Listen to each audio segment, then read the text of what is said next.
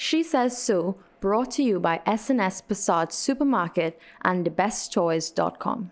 She's unstoppable. She's got the power to break the chains and make it louder. She says so. Welcome to our program, She Says So, where we continue to shine the spotlight on women who are doing extraordinary things. They've made their marks on industries, but they're also opening the doors and creating other opportunities for other women.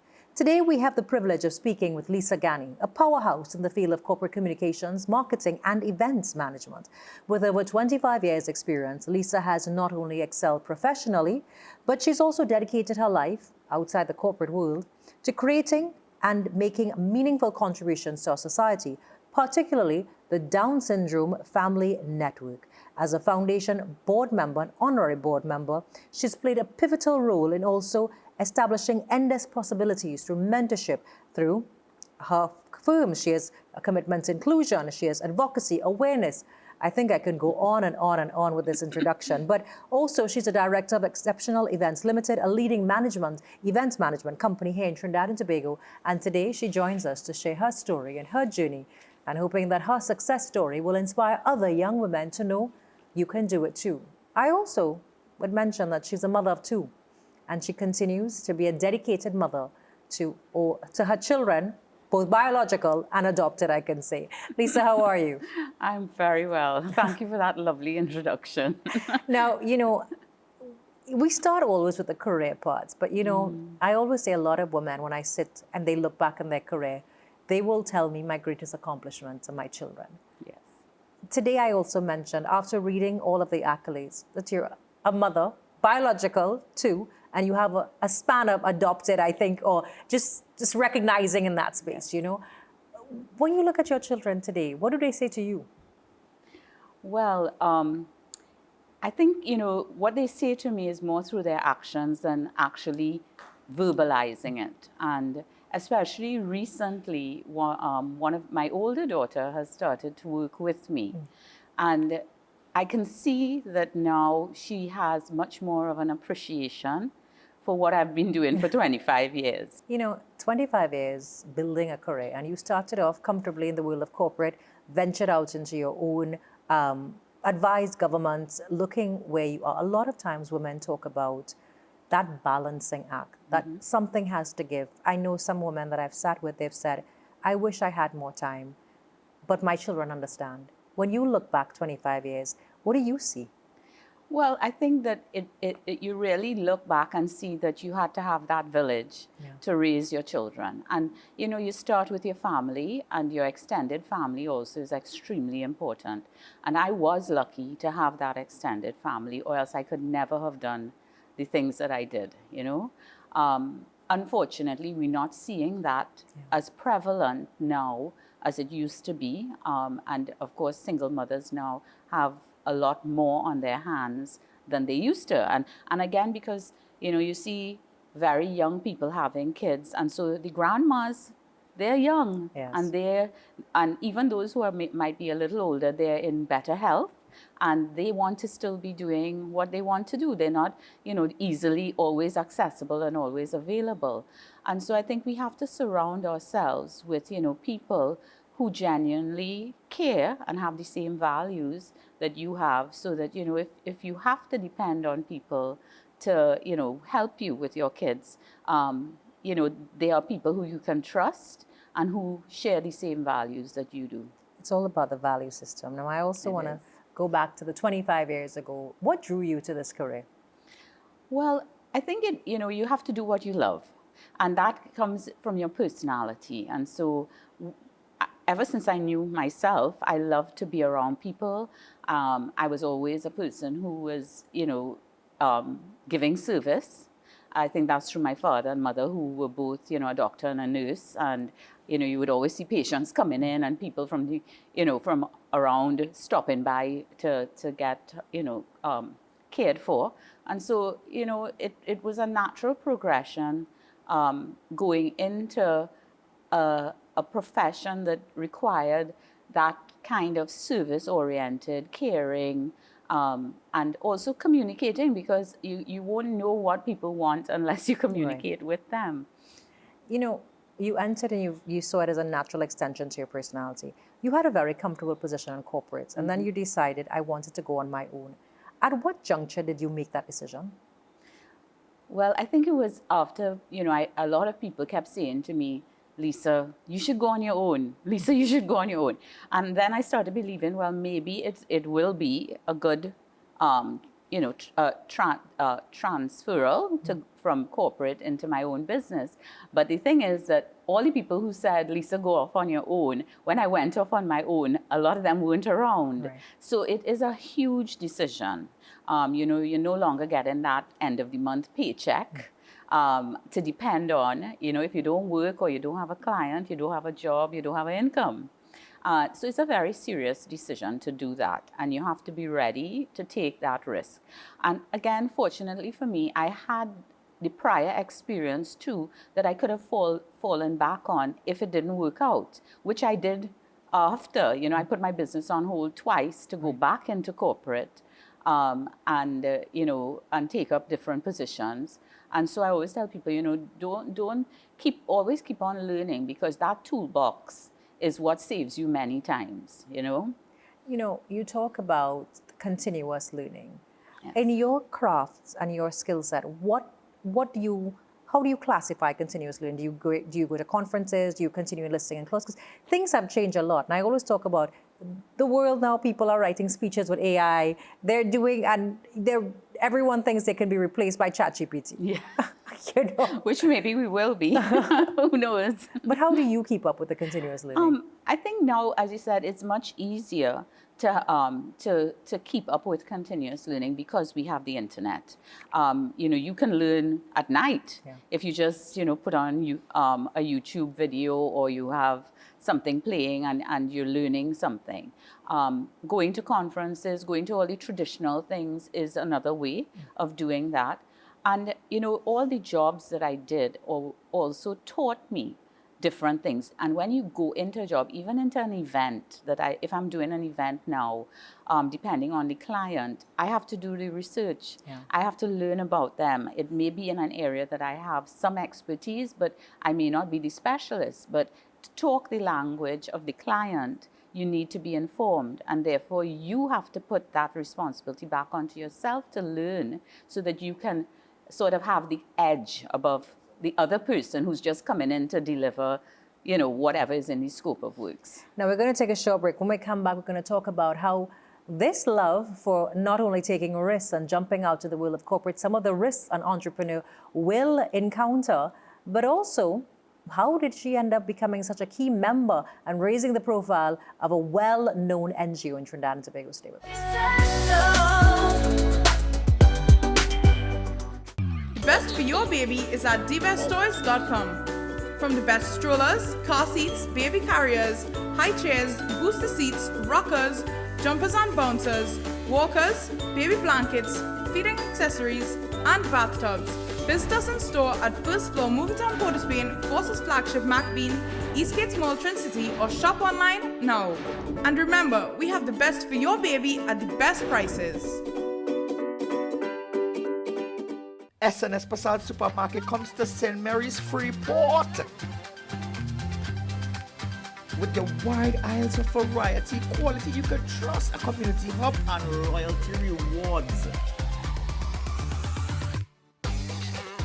When I say they have everything, they have everything from your fresh produce, the wines and spirits, your butcher, meat, seafood, bakery, you name it, they have it.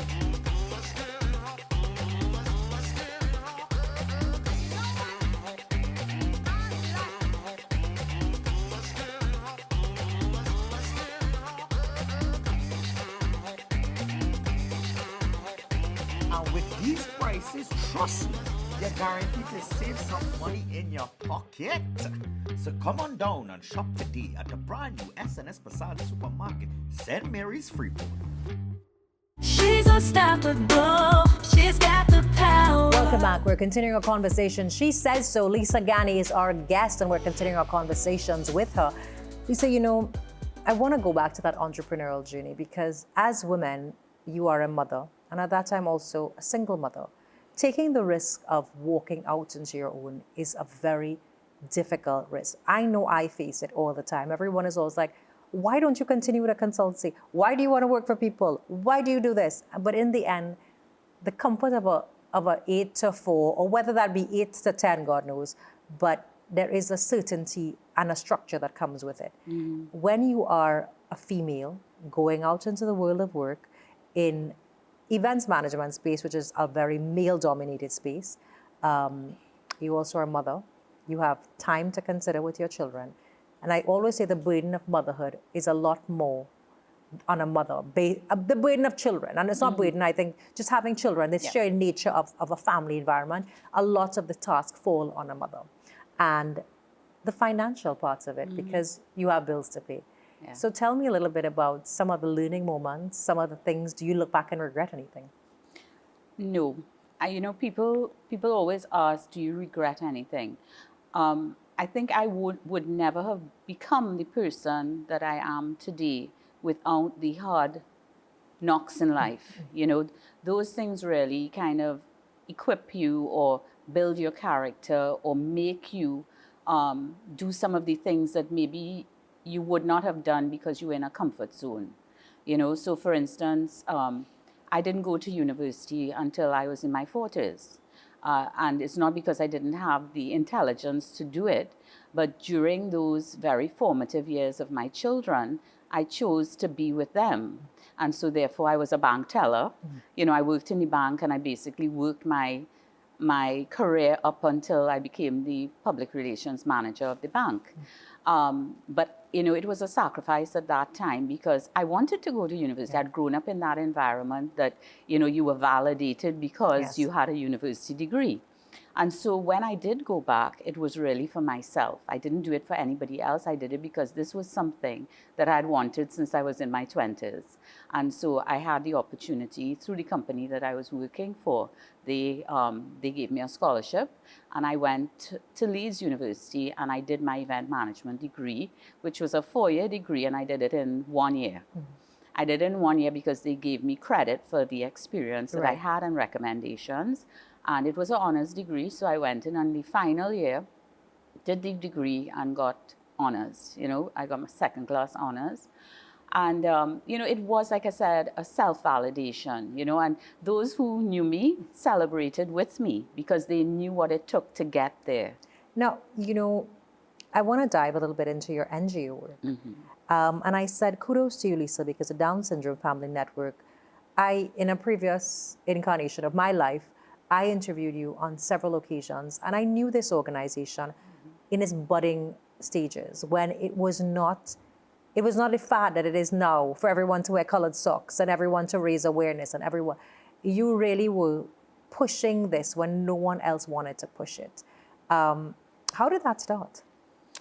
Well, I was in a relationship at the time, and the person had a son who had Down syndrome.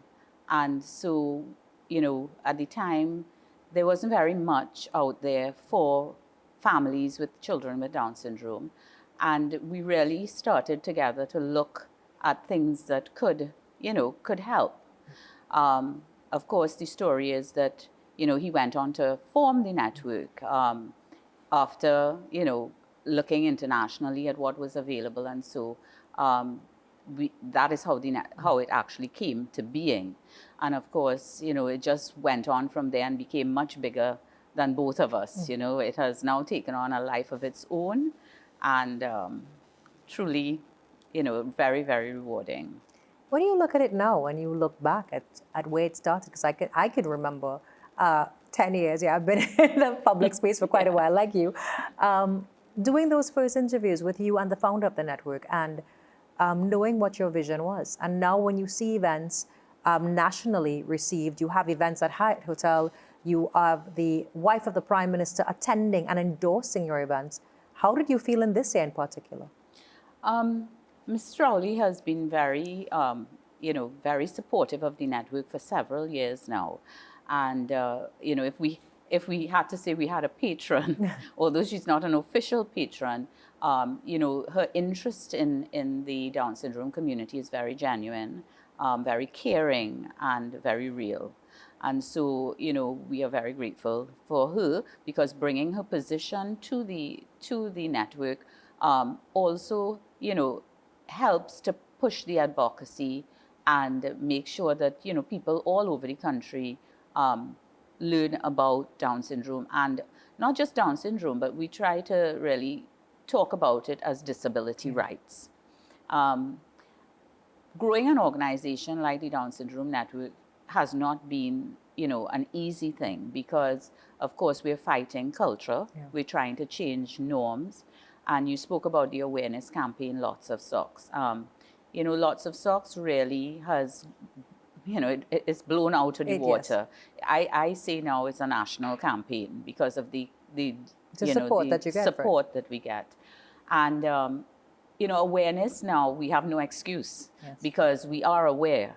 And so therefore the next step is really that change in behavior, which is an individual responsibility.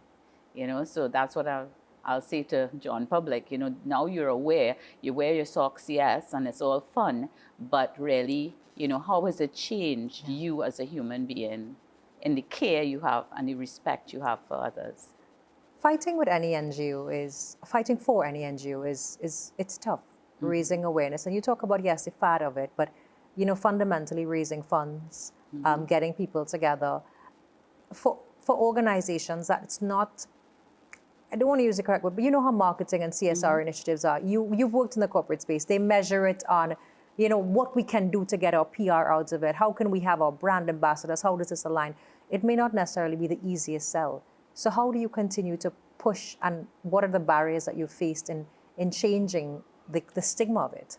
Well, I think exactly what you said. Because I came from that business background, we developed a business model for the Down Syndrome Network.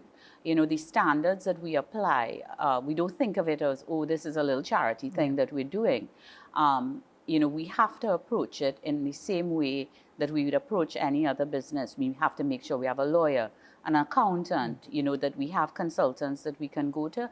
And as an NGO, you have to be ready to pay for certain services, because somebody might say, we're gonna do your accounts for you, but their paying clients come first. Yeah. So you have to run your organization as a business, apply your PR and communications, your standards. When we started the Down Syndrome Network, the first meeting that we had it at the Hyatt, and we had no money, but we said, okay, look, we want to pitch this at a certain level. And every year since then, 12 years later, every meeting that we have at the Hyatt. And so, you have to know where you want to go with this. And donations, we don't think of it, we have an organization that has values. So therefore, if someone wants to come on board, you can come on board as a sponsor, because it's a win-win return on investment for both.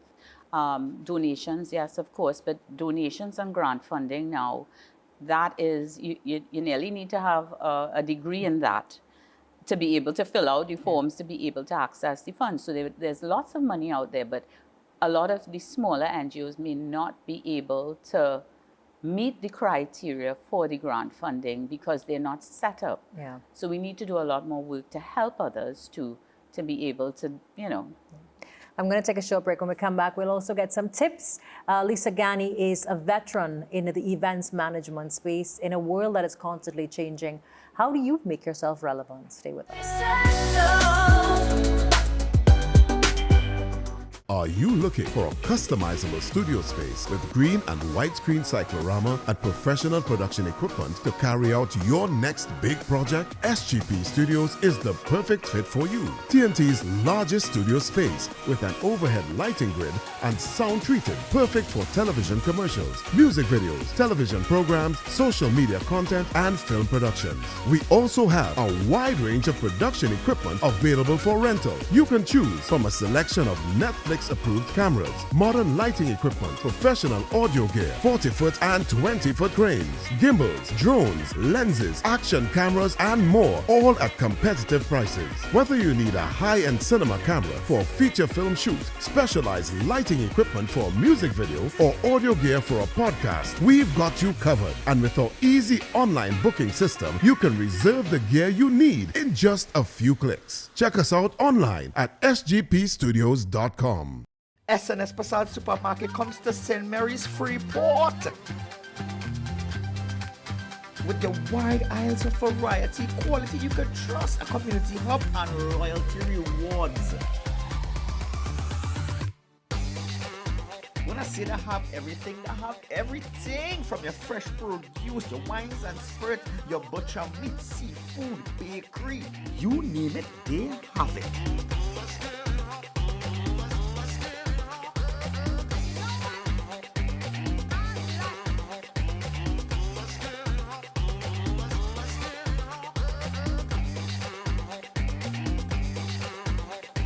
And with these prices, trust me, you're guaranteed to save some money in your pocket. So come on down and shop today at the brand new SNS Passat Supermarket, St. Mary's Freeport. She's unstoppable. She's got the power. Welcome back. She Says So. We continue to feature the stories and insights into some of the women who have blazed a trail, and Lisa Gani is no exception. We're talking about the events management space. Lisa, how has the space changed? Well, there are a lot more players now than there used to be.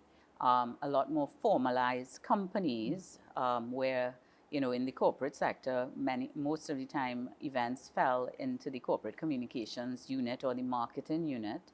And of course, with the onset of experiential marketing, there was space for these companies to find, value. And so therefore, I think within the last 20 years, you really have seen an entire industry come into being. Looking at the amount of women now that operate in the space, because, I always say it still is a very male-dominated industry because a lot of suppliers are male. Did you ever face the challenges of having to stand your ground as a woman? No. Well, you're a good one then. No, I think, because I think I came in the early part of it. I actually have trained a lot of the people who are in the industry now because we started the first real certificate in event management program at Arthur Lockjack 24 years ago in the year 2000. And it was really, it had overwhelming support at that time because everybody, I suppose it's because Trinis, we're very creative and the event industry is a natural for Trinidadians. And Arthur Lockjack really had a great time with that program and they taught many people. And that also gave another level of validation to people going into the business that they not only had the creative ability, but they had some academic training in event management. So we spoke about the Down Syndrome Family Network. You also are very active in the John E. Sabga Foundation, and that is another social cause. How did that start? Well, again, Natalie Sabga, who is the founder of the John E. Sabga Foundation, we knew each other before her husband passed, and during John's journey with pancreatic cancer, we became much closer because John was he was like Trini say, a swordfish. Yeah. And even though, you mightn't be his personal friend, his character was such that once you went to any of his restaurants, you were by extension a friend. And so I think the whole, community sort of felt very affected by his passing. And therefore, that relationship that I had built with Natalie during his illness was what brought us together because, I think in her grief, she wanted to use her grief constructively and that energy and instead of falling into, a depression. And so right away, she said, okay, I'm going to form this foundation to do research because I want to still find a cure for my husband. Even though Yeah. I can't help him anymore, I can help other people. And again, I think what she realized is she did not have the skills to start the foundation with regards to, the business side of it. And that's where I came in as a consultant, because I had done, a lot of it is communications, branding, getting everything up to, and doing the back end of the thing. So Natalie is definitely the person who talks to the patients. She could become an honorary doctor soon in that area. But, I do quietly, I'm in the background doing the... What is your next step in life? I really would like to teach more. I think that, if we're blessed to have been given all this experience in life, that we need to pass it on. I'm not going to be here forever. And I think I have a lot of value in the life lessons that I have learned that can be put together with the actual academic and, business things. And that, the earlier we learn these things in life, I think we don't have to make so many mistakes.